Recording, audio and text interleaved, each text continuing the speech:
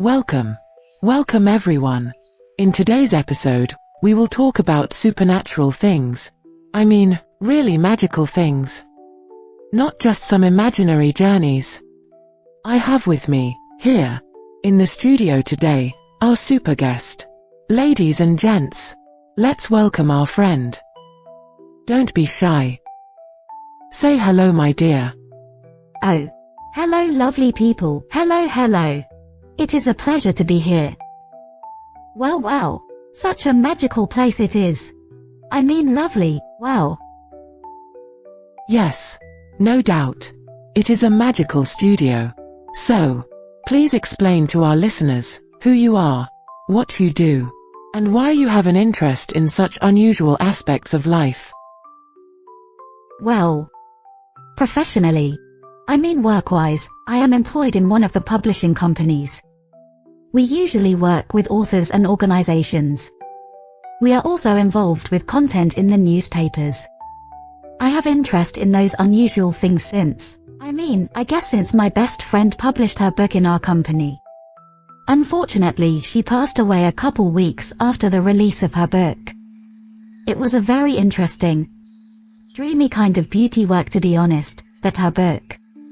Since her death, I have started to experience strange things, and I guess this is how it all started. Thank you, love.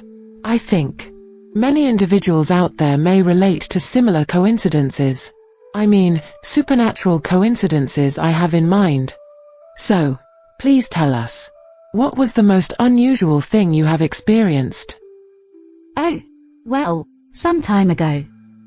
I woke up in the middle of the night and I saw a friend of mine, who I told you about. I mean, she is dead.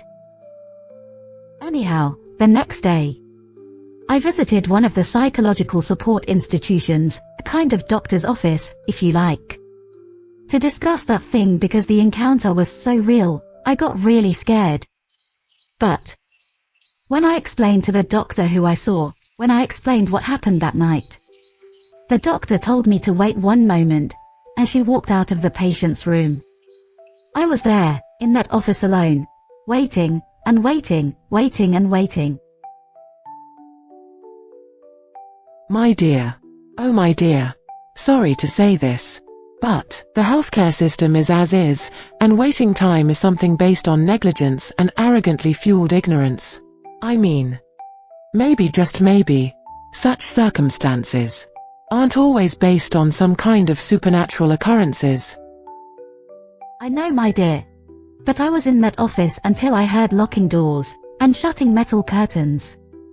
I have noticed automatically closing metal curtains in the windows also. Then I ran out of that room. Front lobby was empty, it was almost dark outside, the front gate started to close automatically also. There wasn't anybody there, except me. At that point in time I noticed a young nurse closing side doors, with her keys. I ran there, I think I started to shout. But when she saw me, I guess, she was as surprised as I was. She basically asked me, who am I, and where I came from. I thought it was a kind of silly joke, immature idiotism as many, but after some explanation, I found out there wasn't any doctor there. At least not on that day. Oh, I see now. Well, I see now why you think it was kind of a supernatural occurrence. Did you attempt to see that doctor ever again? Come on, honey, would you attempt to visit such a ghosted clinic? Well, who knows? Maybe yes, maybe no, who knows? But please tell me, your friend, your ghost friend from the middle of the night, visited you ever again? Unfortunately, yes. She visited me a few times. Most of the time she spoke about her search for her other half. Other half? What do you mean? Her love, her partner, or husband? I don't know, my dear. She wasn't married, but she had a bestie. It was kind of a lover, I guess. That person is missing, I guess. I mean, I have contacted IT organization where that person was employed. And they said that one day that person quit the job and never returned. It is strange, no doubt. Tell me please, when was the last time your ghost friend visited you? She visited me approximately a month ago. She was mad, very, very mad. I guess, because I told that doctor who she was. I know, it is strange, but I started to speak with her, as some people doing in the movies. I mean, I guess, I started to speak with that ghost. Mad? Why? What do you think? Why was she so very mad? I really, really don't know. But I noticed one thing. Every time when I said the title of her book, she was kind of dissolving, disappearing kind of. Interesting. Maybe she was missing her work.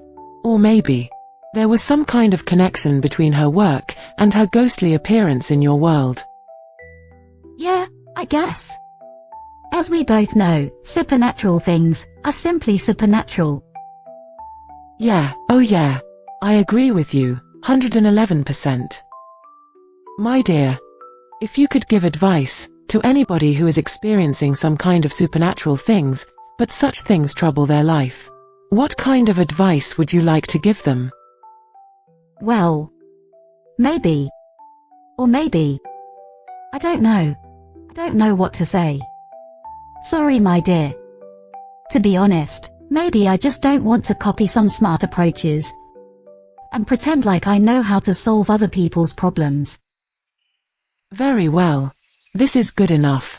Believe me, your answer is very good, my dear. By the way, one more thing. When you started to tell us this supernatural story, something crossed my mind, and I have written the question for you in this notepad. Look. Well, my love, without disrespect, I love your handwriting, but I can only guess how you are going to read this question, because I cannot read one word from it. Well, my love, the question was very simple, and thankfully I remember it, because these letters somehow changed the form, I guess. I mean, I wrote it clearly understandable. But now you see. Anyways, please tell us one more thing about your best friend's book. Tell us, love. What was the title of her book? I am a little bit afraid to mention it, but I hope nothing bad will happen if I do.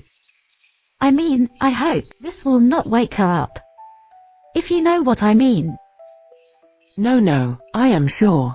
Things are already under control, and bad supernatural things and related problems are solved, also in her ghostly existence. I really hope so, my dear. Well, the title of her book was Stolen Magical Places.